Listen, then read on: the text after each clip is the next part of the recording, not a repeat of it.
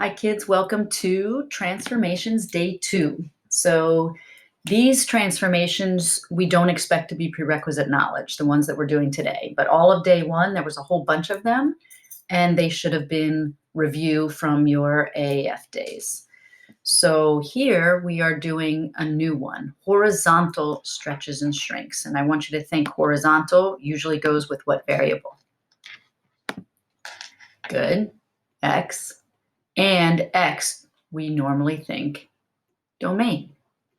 So I want you to think about the fact that we are operating on the domain when we are dealing with a horizontal stretch or shrink. So look at this, kind of weird, right? Y is equal to f of x over c, where I have a stretch. Now remember, we're talking about c being a positive real number. A stretch, if c is greater than 1, that makes sense, right? Stretch, bigger, c greater than 1.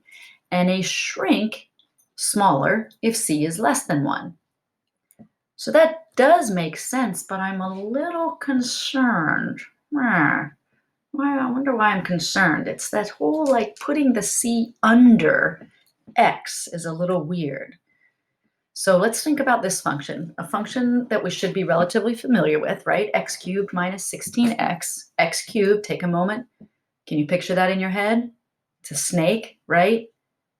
Where the ends of the snake look and behave like x to the first, a line with a positive slope, and the middle, right? But there's curvature, and the middle might be just slightly curved, or it might have two humps. And then when you put it into your calculator, you're like, oh, yep, it is one with two humps, right? Every cubic function might have a maximum of two extrema.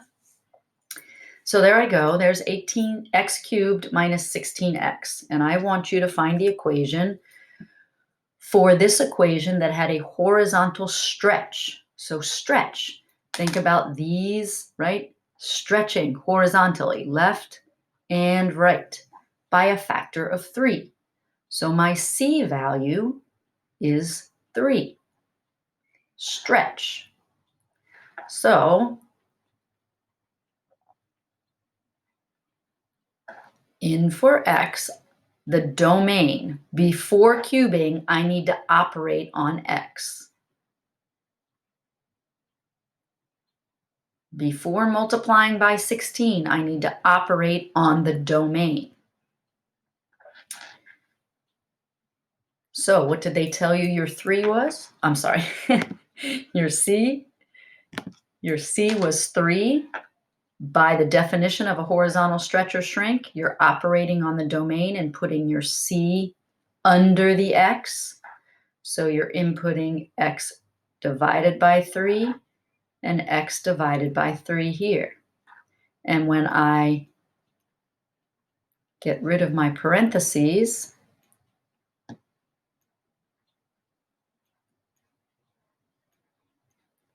that's the equation I get. And when I put it into my calculator, oh, all right, I can see, look, right? Can you see that the extrema are about the same height, right? But I've just taken the left end, right? The right end and kind of like spread it out horizontally. Stretched it left, stretched it right. I made it bigger, and yet this looks like I'm dividing by 3. I mean, I am, right? I'm taking X and dividing it by 3, and yet division by 3 made it stretch bigger. Look at this one. My shrink factor is a half, right? So that makes sense to me. I had a half, which is smaller than 1, smaller, graph gets smaller.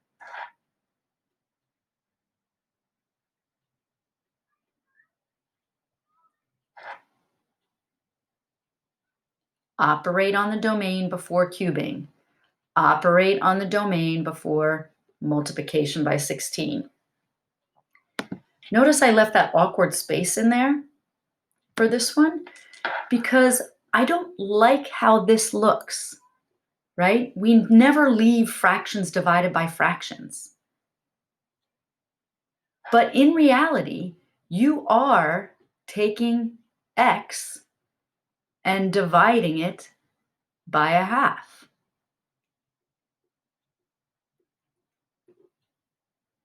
But what is that? How do we really think of that, right? Or how do we really write that? Because division within division is a little awkward.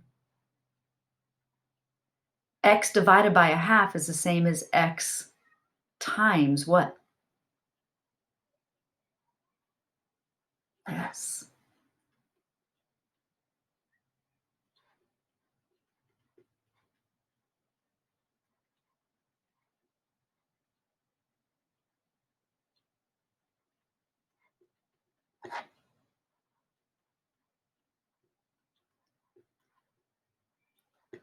So it looks like, right, those numbers got bigger. And look again at part A, when I simplify this out, I don't just have x cubed, I have x cubed divided by something, 16x divided by something. But the result was that I stretched out further. Here it looks like, look, I'm multiplying by bigger numbers than I originally had. And yet, look at my graph. It shrunk, right? It got pushed in. So here's something that helps me remember. When day one, remember we reminded you about horizontal translations. Horizontal, X, domain. Do you remember this?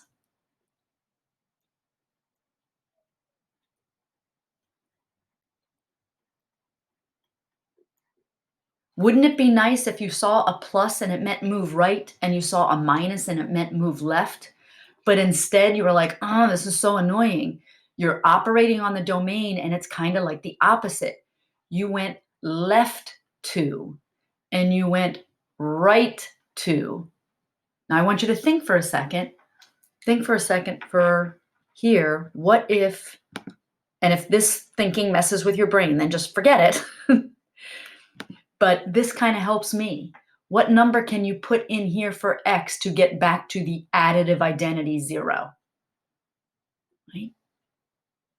-2 plus 2 is equal to 0. Negative, left. What number can you put in here for x and get back to the additive identity 0?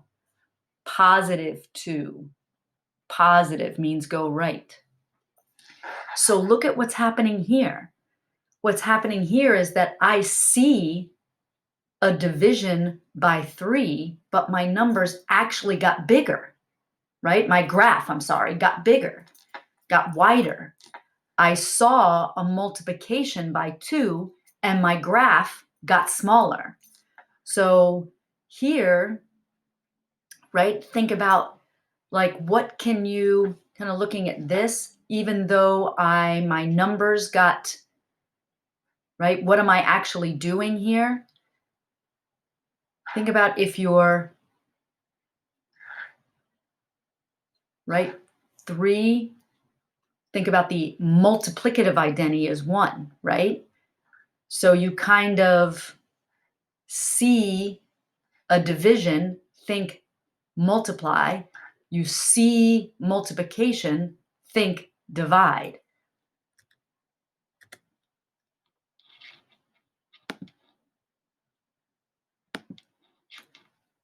Right? Domain transformations. When you were doing domain translations, you saw subtraction and you added, saw addition and you subtracted, right? So here when I'm doing domain transformations with a horizontal stretch, right? When I'm inside, if you see a division, think multiply. If you see a multiplication, divide. And let me do an example here where I show you what I mean. Instead of giving you a function, notice that in here I see, get it? See multiplication by 2, but my C isn't 2. My C is actually a half. What do you multiply 2 by to get back to the multiplicative identity of 1? A half. So I saw multiplication, I'm actually dividing by 2, right? This is, I know what I have after the function, right? This is nice, I just moved down. So what happens to each one of these points?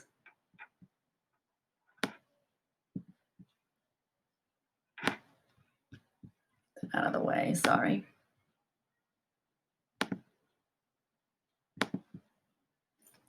What happens to each one of these points on the graph of f of x, right? So I have 4, 2, 3, 3. So I can take care of the -1.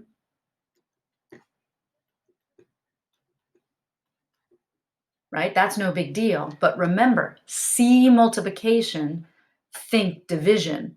If your C is a half, you don't stretch. What do? You shrink. So multiply by a half, multiply by a half, which is the same thing as division by 2, right? And your new points are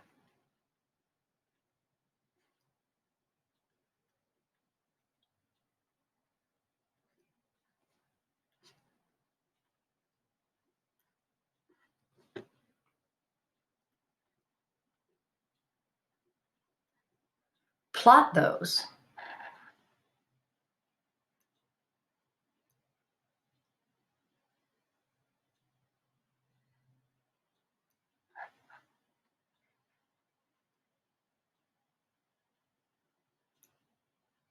And isn't this a shrink?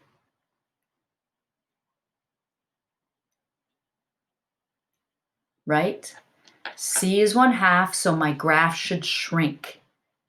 So even though I would input 2x in for whenever I had a function, just like we did with x cubed minus 16x, to translate point by point, you are actually shrinking the domain first. Shrink the domain. So what if I asked you to do this?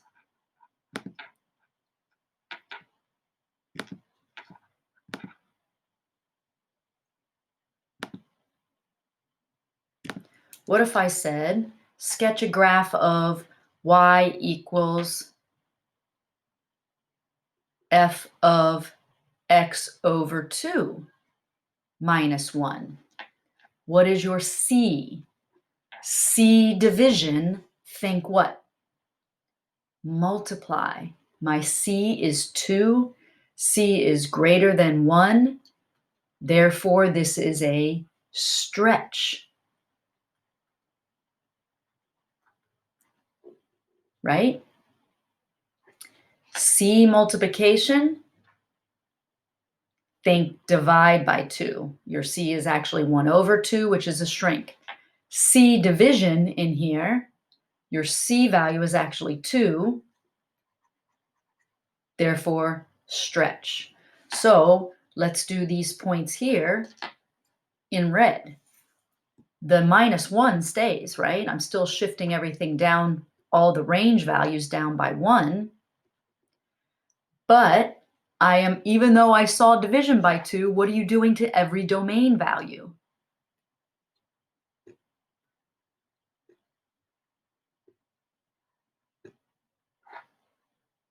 So my red points are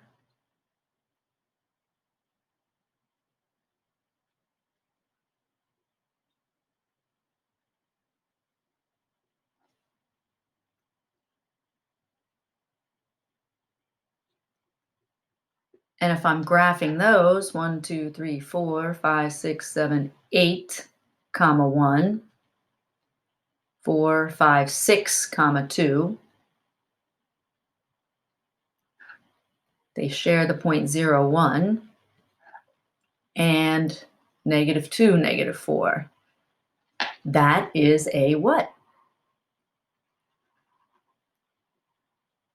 Stretch.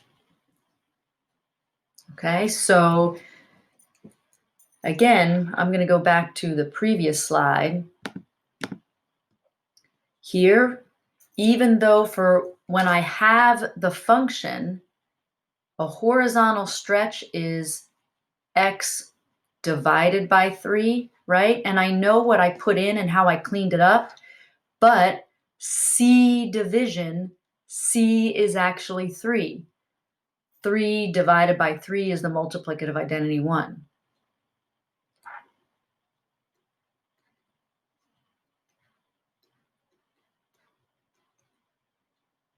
C multiplication, your C was actually a half, right? C multiplication, think division by 2, which is multiplying by 1/2, right? 1/2 times 2 is the multiplicative identity 1. So, lesson learned, right? When I'm operating on the domain, I have to do the opposite, whether I'm doing translations or these dilations, horizontal dilations. All right, so let's try this. Sketch a graph of 1/3 x minus 1. I'm going to rewrite this.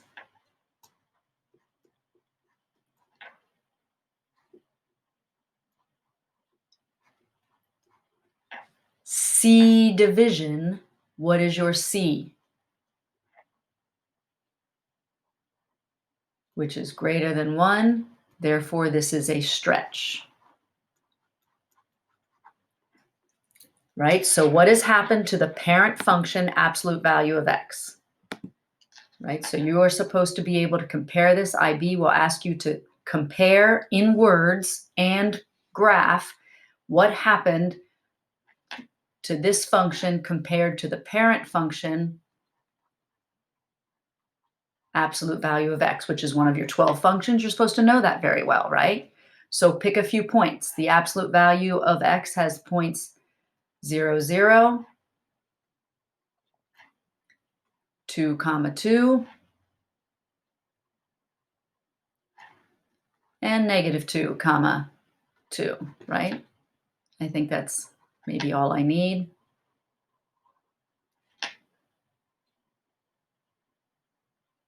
There's my original. I know my original has been moved down 1. But what's happened to the domain? Right? I'm going to stretch. My C is 3.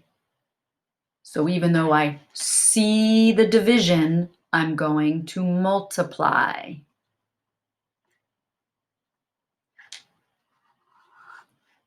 And my new points are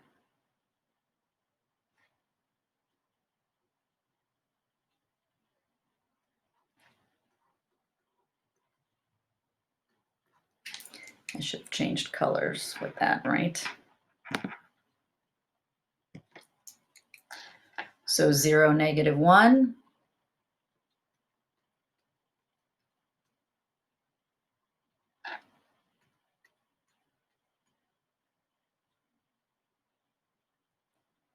And there is my stretch by a factor of 3. Stretch.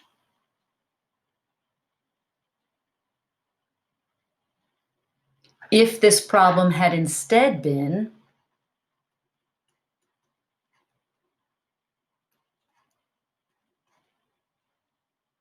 C multiplication, your C is actually division.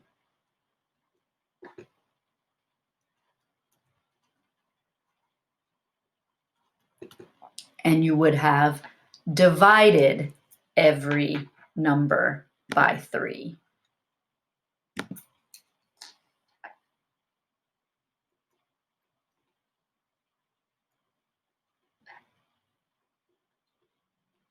And you would have gotten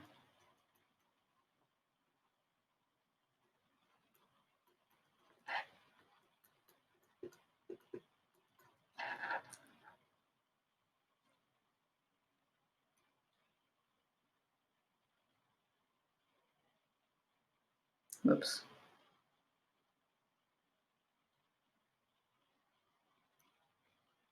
A horizontal shrink.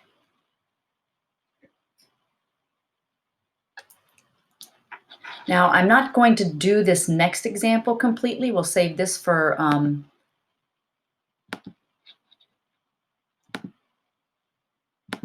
in class, but I want you to think about this one. This one's a dagger, right? This is what Algebra 1 is for. This is a dagger. You can't just say, right? I see the C, right? So certainly I'm going to go down 1 here because I see the vertical translation. I see the multiplication and I see division. That's really x over 3. So my C is actually C division, think multiplication. Therefore, this is a stretch. But your horizontal movement isn't -2.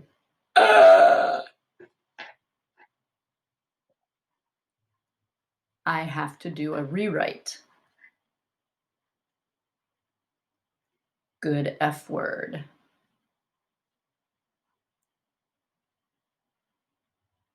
Factor 1/3 out of 1/3, you get 1. Factor 1/3 out of 2, and you get 2/3.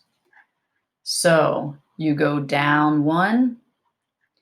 Your vertical stretch is 3 by a factor of 3, and you go left 2/3. Oh, whoa. Factor 1/3 out of 2, you don't get 2/3. Did you catch that? Right? Divide 1/3 by 1/3. Sure, I get 1, but divide 2 by 1/3. I made a silly mistake there, but I caught myself, right? That's not 2/3, that's 6.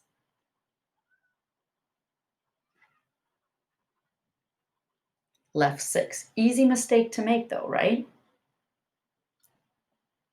Right? Make that all the time. All right, so we will plot that in our live session. All right, absolute value compositions. Right, you have to think about what absolute value means and when to apply absolute value. So if you take y is equal to the absolute value of the whole f of x, right? Order of operations says you are doing everything the function says to do, and then absolute valuing all of your answers, right? All range values that were negative, you are then going to positize. Positive range values are left unchanged, but look at this. Here, right up here, you take the absolute value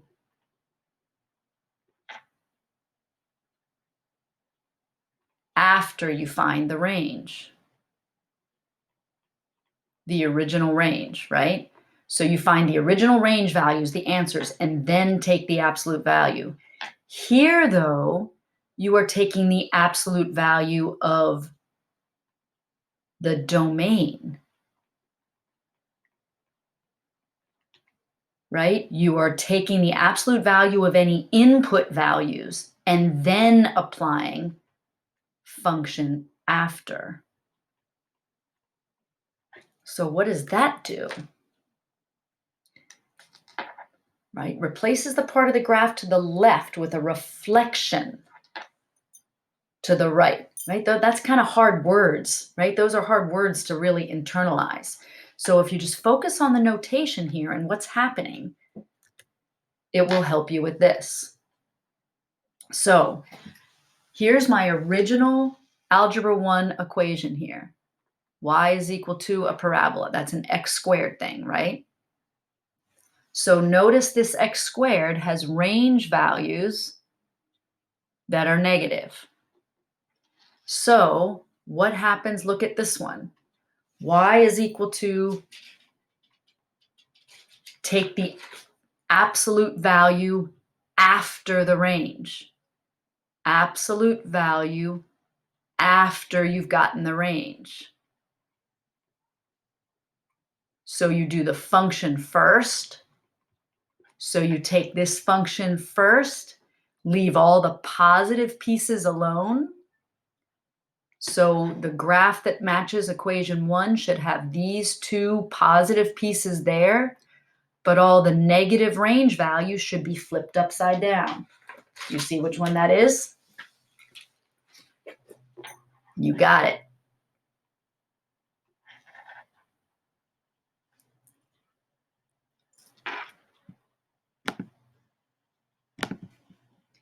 Oh, rats. That's not what I meant to do. Oh, well.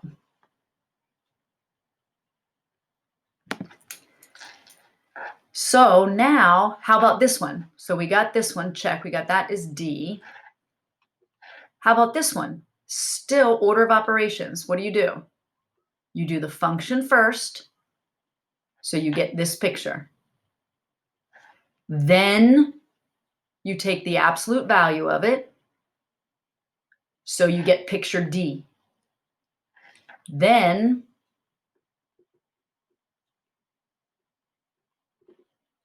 you negatize. And when you negatize, you just flip, right? So which one of these pictures is the flip of D?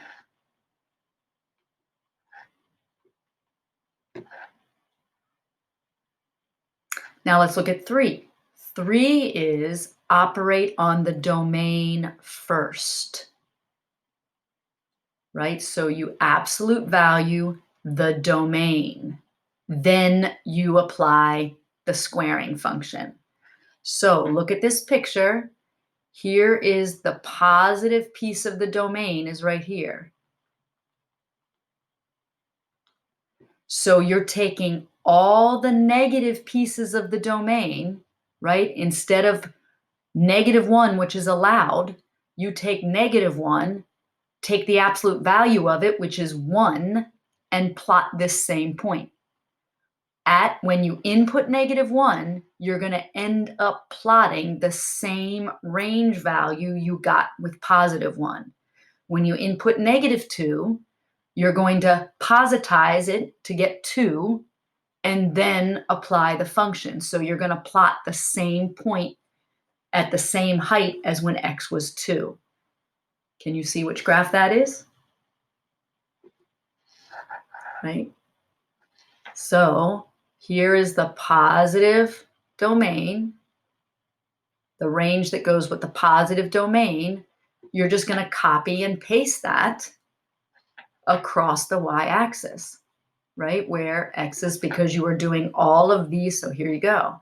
There's the positive domain.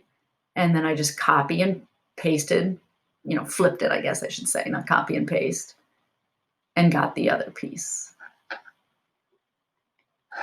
So by process of elimination, this must be C. And I'll leave it to you to kind of see if you can reason your way through that. This is a graph also that we